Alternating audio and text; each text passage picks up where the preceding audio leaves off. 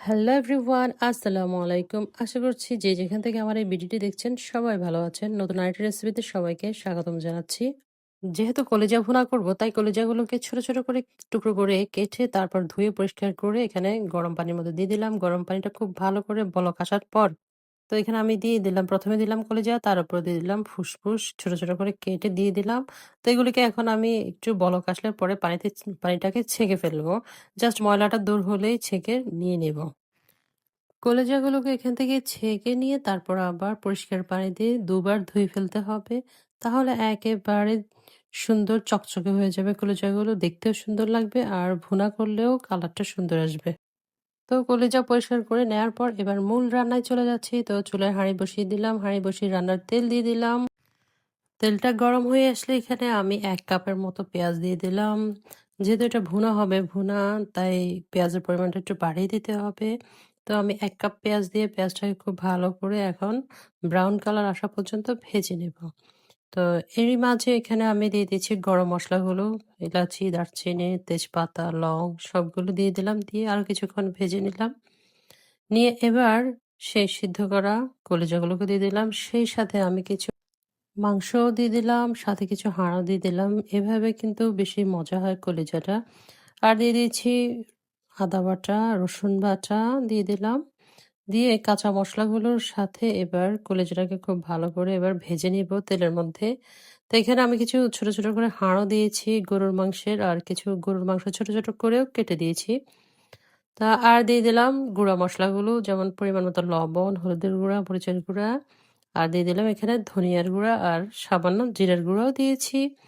তো দিয়ে এবার খুব সুন্দর করে এটাকে মশলার সাথে ভেজে নিতে হবে। তো কষিয়ে নেব। তো ভাজতে ভাজতে যখন এটা একদম শুকিয়ে যাবে তখন একটু গরম পানি দিয়ে দেবো হালকা, হাফ কাপের মতো দিয়েও আবার আরো কিছুক্ষণ কষিয়ে নিতে হবে এভাবে, যাতে মশলাগুলো খুব ভালো করে কষানো হয়ে যায়। সে পর্যন্ত অপেক্ষা করছি। কলিজাটা আসলে মসলার মধ্যে ভুনা করতে তারপর একদম জাল দিয়ে ভাজা ভাজা করে ভুনা করলে কিন্তু সবচেয়ে বেশি মজা হয়। তো এখানে আমি ১ কাপ পানি দিয়েও কি খুব সুন্দর করে কষিয়ে নিয়েছি।